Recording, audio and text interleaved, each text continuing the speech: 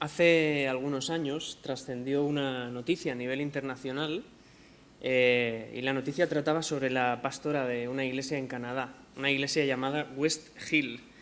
Y esta pastora se hizo mundialmente reconocida porque de la noche a la mañana pasó a autoproclamarse públicamente atea. Una pastora de una iglesia que se autoproclamaba públicamente atea.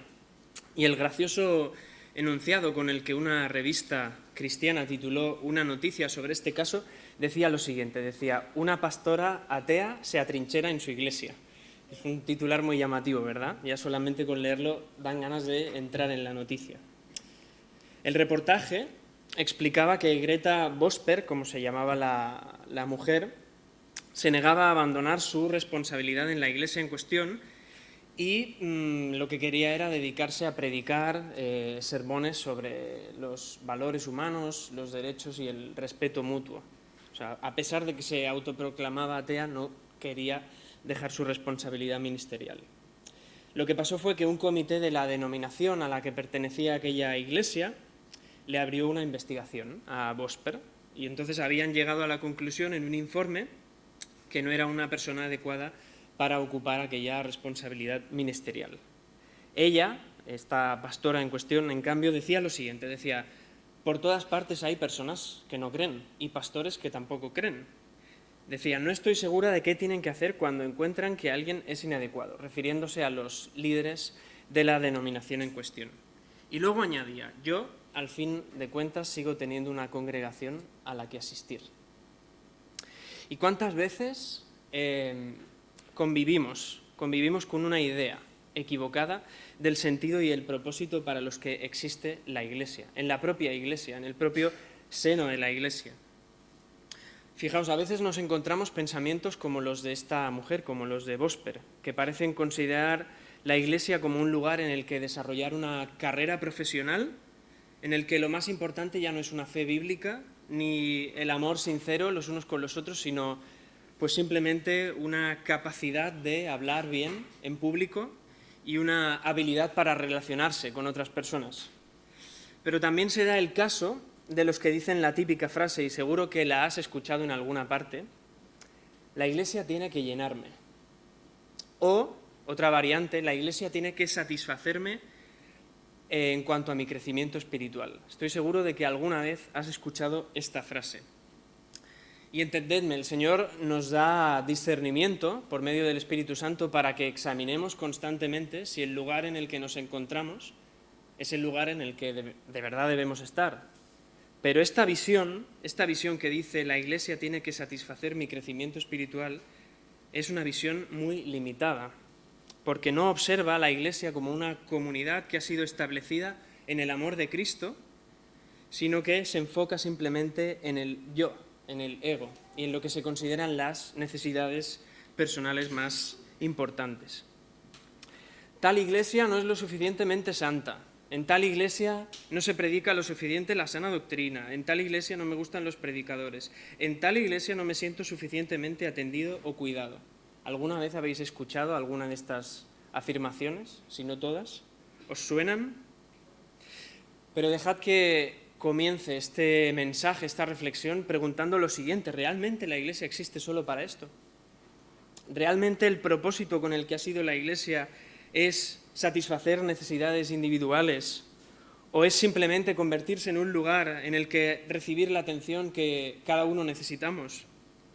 ¿O es simplemente un escenario para que los que saben hablar en público lo hagan?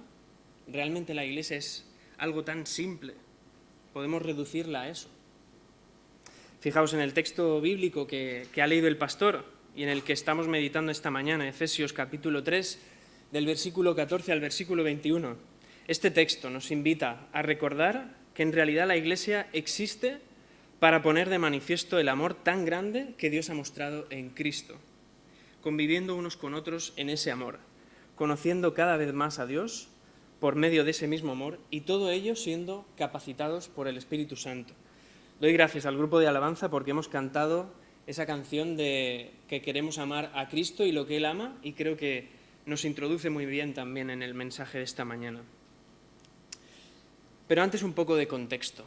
fijaos, justo antes de los versículos que hemos leído y en los que se centra este mensaje, el apóstol Pablo, que por cierto estaba encarcelado cuando escribió esta carta a los Efesios, así que podemos deducir que su situación no era halagüeña, no era agradable.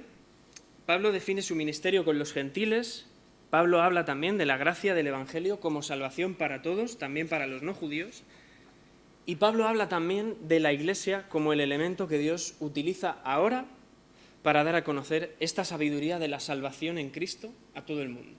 O sea, la Iglesia, dice Pablo, es un portavoz del Señor, que lo que transmite es la sabiduría de la salvación, ya no por esfuerzos, no por obras, no por sacrificios, no por ningún elemento, excepto Cristo, excepto la fe en Cristo. Y entonces, a partir del versículo 14, Pablo retoma la oración con la que había comenzado el capítulo 3. Si os fijáis en vuestras Biblias, el capítulo 3, el versículo 1, comienza diciendo: por esta causa yo, Pablo, y esta misma fórmula se repite en el versículo 14, por esta causa. O sea, Pablo recupera ese pensamiento del principio y lo hace con esa imagen que es doblar las rodillas, que ¿en qué nos hace pensar? En la oración, ¿verdad? Estamos analizando una oración, no es un texto al uso como el que podríamos escribir en una carta, sino que es una oración que el propio apóstol expresa. Y esta imagen de las rodillas transmite el carácter distintivo con el que los cristianos en la iglesia primitiva oraban, pero sobre todo lo que transmite es una imagen de gran temor, de reverencia profunda.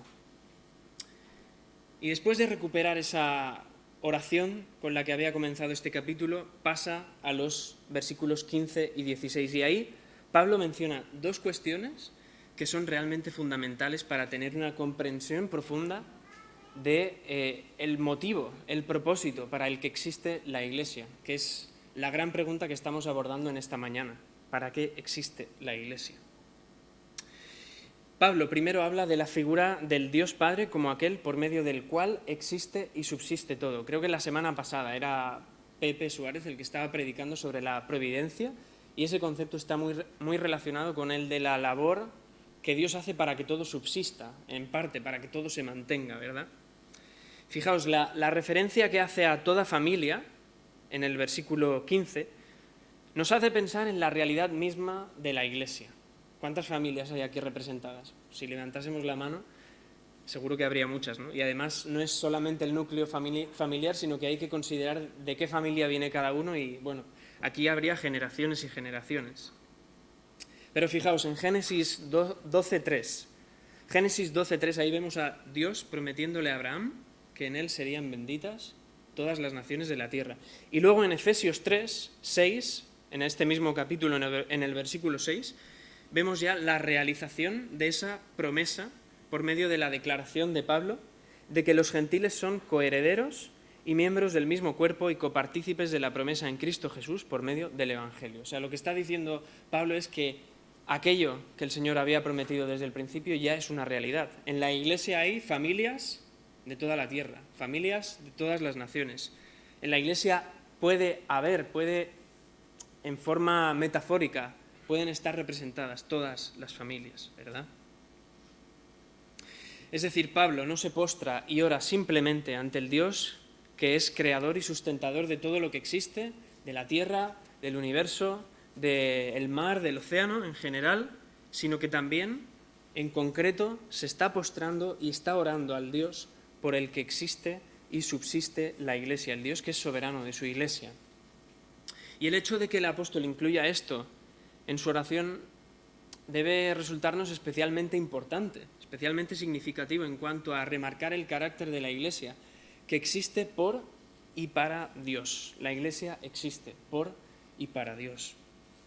De hecho, fijaos, no podemos orar lo que Pablo dice en el versículo 16. En el versículo 16 pide que los efesios sean fortalecidos. Así que no podemos orar pidiéndole a Dios fortaleza sin comprender antes lo ligada que está nuestra existencia como Iglesia a la obra de Dios.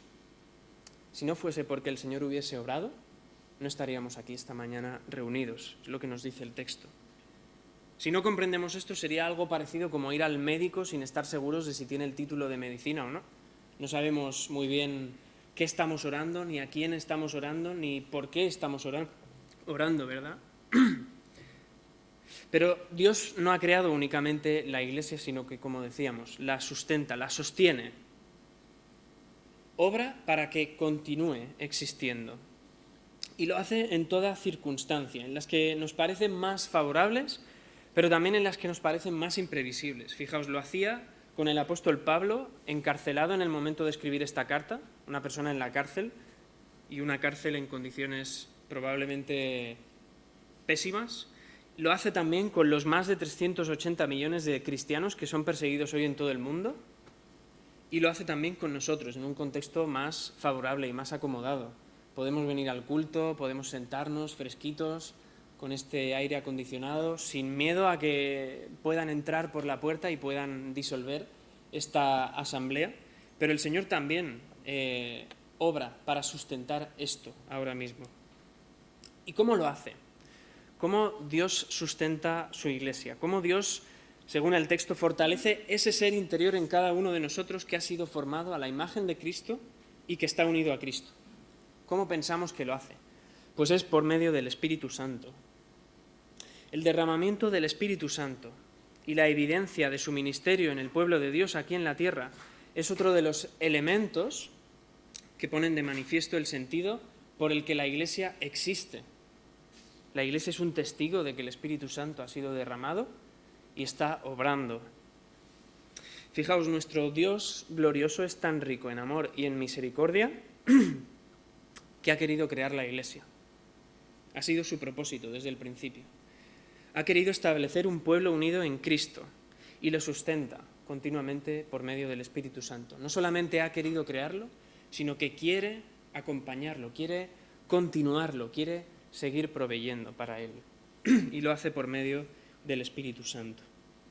Así que el texto bíblico nos anima a ser fortalecidos en esta idea. Nos anima a tomar fortaleza en el hecho de que es el poder del Espíritu Santo el que obra en nosotros. Nos anima también como Iglesia a ser fortalecidos y capacitados para vivir según el propósito de Dios, pensando en nuestra dependencia del Espíritu Santo.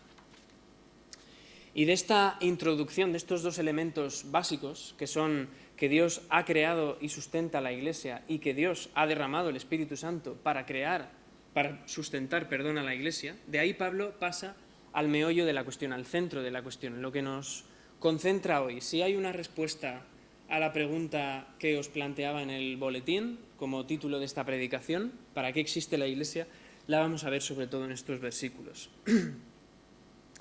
Versículos del 17 al 19. La Iglesia existe para conocer y experimentar el amor de Dios. Amando a Dios y amándose unos a otros, amándonos los unos a los otros en Cristo Jesús. La Iglesia es el organismo que el Señor ha establecido para que su amor sea manifiesto en las relaciones entre sus hijos. La Iglesia existe para conocer más y más al Dios de amor por medio del propio amor que Dios ha manifestado en su Hijo, en Cristo, experimentando ese amor en unidad y también a través de las relaciones de quienes formamos la Iglesia en sí y sobre todo experimentándolo en Cristo mismo y por tanto con Dios. Fijaos hasta qué punto está vinculado el amor de Dios el Padre, el amor que se manifiesta, que se revela en el Hijo, y el amor que debe, en cierto sentido, encarnar o vivir la Iglesia. Fijaos hasta qué punto es esto presente hoy día, que podemos encontrar una relación con ello en el capítulo 15 de Juan, en el versículo 9, en la declaración que dice Jesús, dice, como el Padre me ha amado a mí, así también yo os he amado.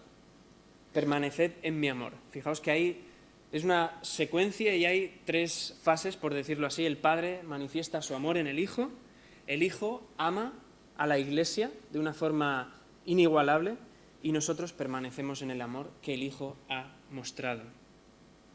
Y para poder ser partícipes de esta dinámica, el texto menciona en primer lugar la fe como elemento indispensable para que habite Cristo en nuestros corazones, como dice el texto. Así que la Iglesia existe en tanto que su fe se mantiene afirmada en Cristo.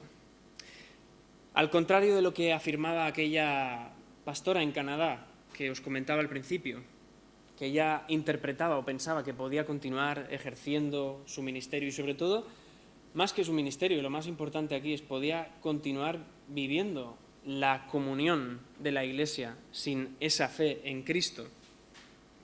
Pues dejadme deciros que sin esa fe no es posible que la Iglesia continúe existiendo como tal, según el propósito y el sentido con el que Dios la ha establecido.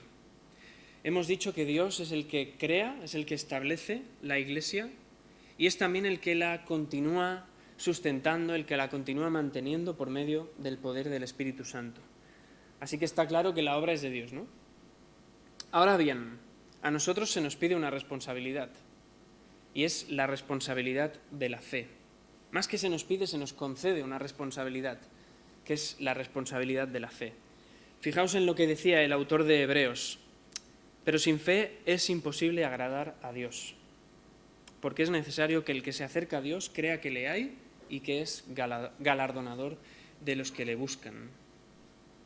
Así que como Iglesia, nuestra fe en Cristo no es una casualidad en la que resulta que hemos coincidido, no hemos llegado aquí y hemos descubierto que todos compartíamos una fe. ¡Ostras! ¡Qué coincidencia!, ¿no? Pero tampoco es algo tan simple como un requisito para formar parte de un grupo social o de un colectivo. Nuestra fe en Cristo es la misma base de nuestra identidad común en el Señor y por lo tanto es la base de nuestra convivencia. Es imposible que nos amemos sin antes haber experimentado la fe en el Hijo de Dios. Todo lo que vivimos, de hecho, tendría que estar relacionado con el cuidado, la experiencia y el fortalecimiento de esa fe para gloria de Dios. Todo lo que hacemos también como Iglesia debería estar enfocado en seguir construyendo esa fe, en seguir edificándola, por supuesto, dependiendo de la obra del Espíritu Santo, pero también nosotros respondiendo a esa responsabilidad. Según el texto, la fe es lo imprescindible para que Cristo habite en nuestros corazones y, por lo tanto, para que seamos unidos a Cristo. Pero la expresión de esa fe es, como decía, que vivamos en amor los unos con los otros. La fe no es algo abstracto por el hecho de que no se pueda ver o coger físicamente. La evidencia más notable de la fe en Cristo es la forma en la que nos amamos unos a otros. Es el hecho de que en esta comunidad ahora mismo, en este grupo de personas tan heterogéneo en el que hay personas con diferentes ideologías políticas, con diferentes pensamientos, con diferentes gustos, que todos podamos estar aquí reunidos y que cuando este culto acabe nos levantemos y nos demos un abrazo, nos preguntemos cómo estamos y nos mostremos el amor de Cristo, ¿no?, de una forma tan evidente. La expresión de la fe es cómo nos amamos los unos a los otros. Ese es el diseño de Dios para la Iglesia, que nos amemos los unos a los otros en nuestra fe en Cristo. Fijaos en lo que dice un teólogo irlandés, Patrick Mitchell, sobre la centralidad del amor en la Iglesia a la luz del texto de Efesios. Dice: el amor es el medio por el cual la Iglesia progresa espiritualmente en un mundo que sigue sometido al poder del diablo. Podríamos añadir que el amor es nuestro escudo. En un mundo que sigue sometido al poder del diablo, ¿cómo vamos a protegernos mejor? Amándonos los unos a los otros, como Cristo ha establecido.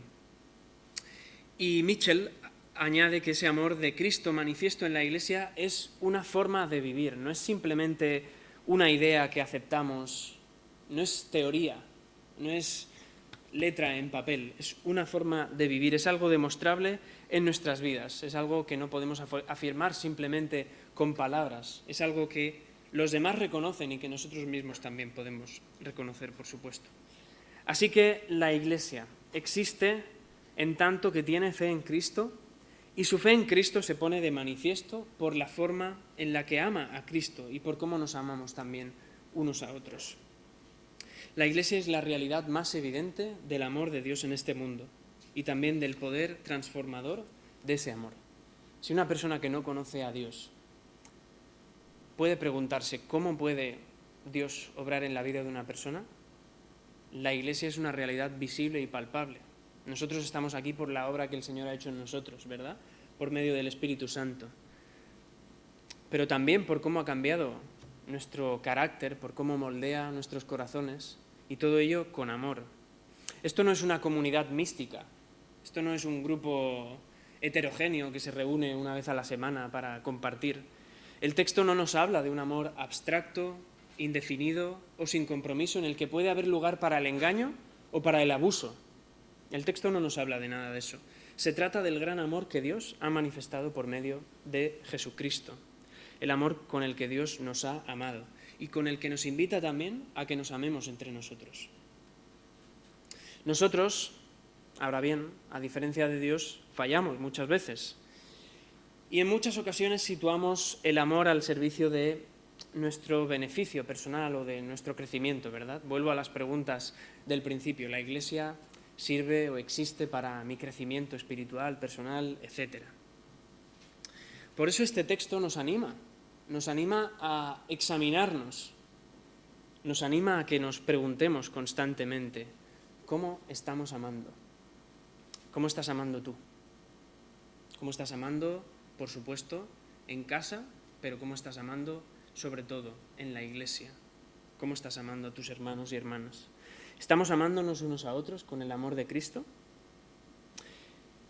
Y preguntarnos sobre el amor es también necesariamente preguntarnos acerca de la visión que tenemos de la Iglesia. Fijaos hasta qué punto el amor es tan central en la realidad de la Iglesia que es imposible predicar sobre la Iglesia, meditar sobre la Iglesia sin hablar del amor, sin pensar en el amor de Cristo.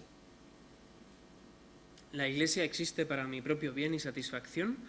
¿O he sido integrado en ella con fe por la gracia y el amor manifestados en Cristo para vivir amando con ese mismo amor al resto de miembros? Dice otro comentarista de Efesios, las raíces del carácter cristiano deben penetrar profundamente en la vida del creyente y su fundamento debe estar firmemente asentado. Dice, y el amor es el medio de ambos. Pensemos en lo que pensemos, cuando pensemos en la Iglesia, necesariamente estamos pensando en el amor de Jesús, en el amor manifiesto de Dios en Cristo.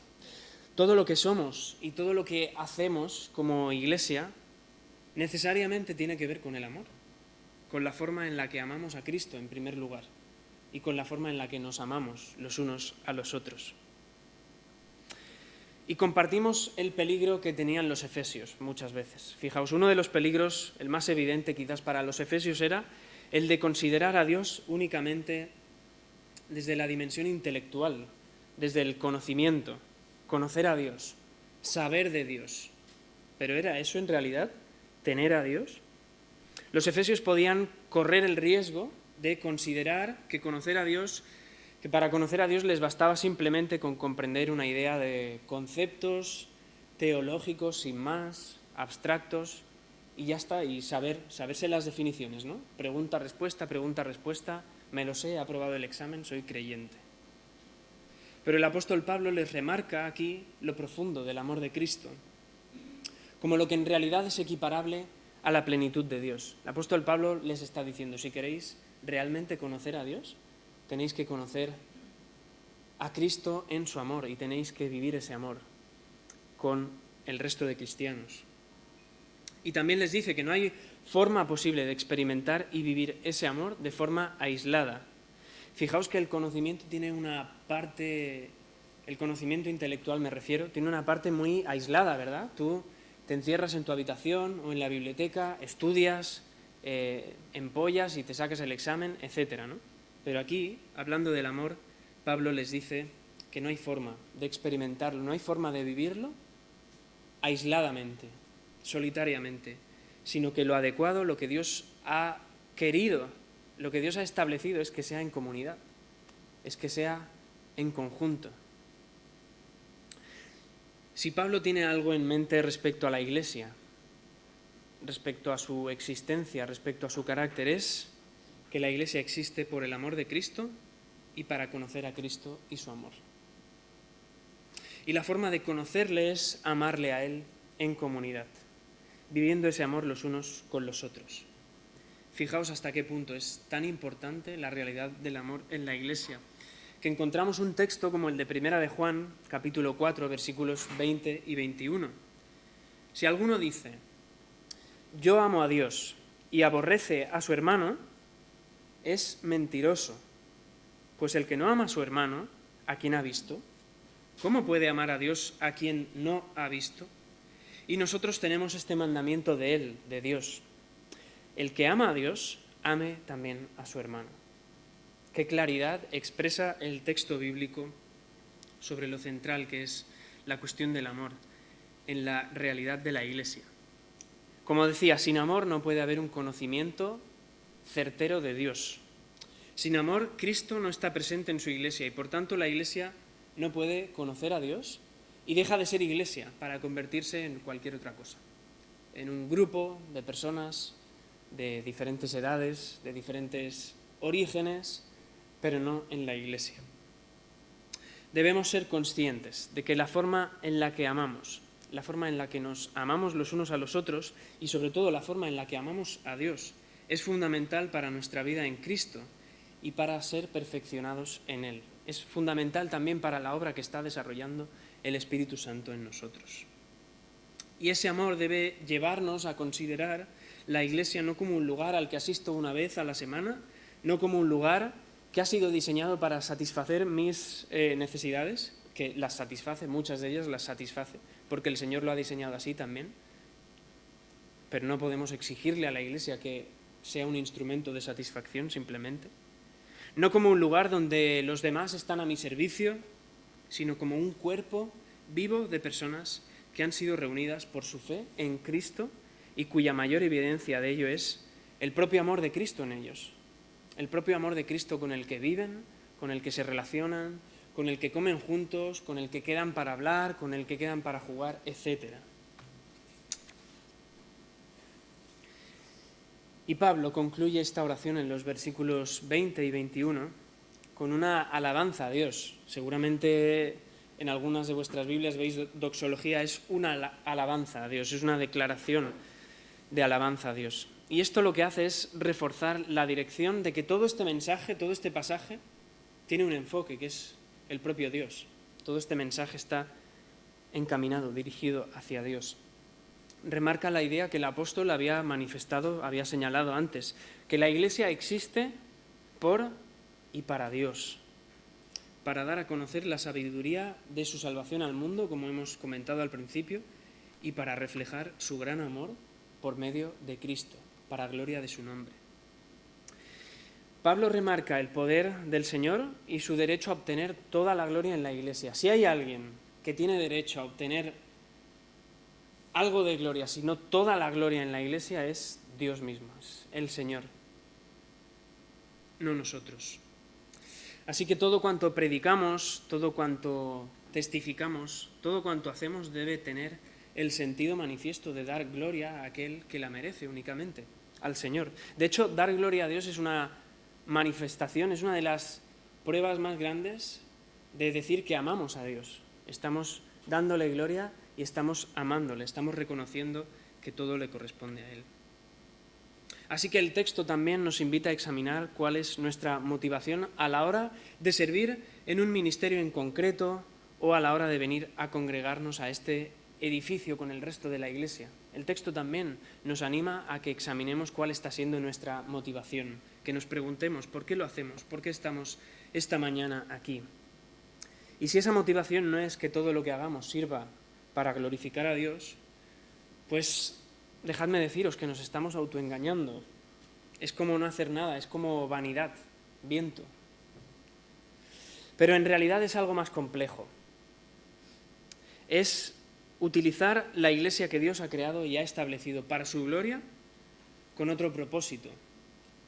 Y otro propósito que probablemente tiene que ver con nosotros mismos, con nuestra satisfacción y nuestras necesidades. Seamos realistas. ¿Cuántas cosas en nuestra vida las enfocamos hacia nosotros mismos, hacia nuestro propio beneficio? Muchas cosas de nuestra vida las vivimos de esa forma. Otro comentarista bíblico ha señalado lo siguiente, dice: la Iglesia debe ser el lugar donde se expresa con fuerza esa gloria de Dios por todos los tiempos. Qué imagen tan poderosa, ¿verdad? La Iglesia como escenario, como espacio en el que la gloria de Dios es declarada, proclamada y manifestada con mayor fuerza en este mundo. De hecho, uno de los problemas más catastróficos o más dañinos para la Iglesia es errar en comprender este propósito, ese sentido para el que existe también de glorificar a Dios.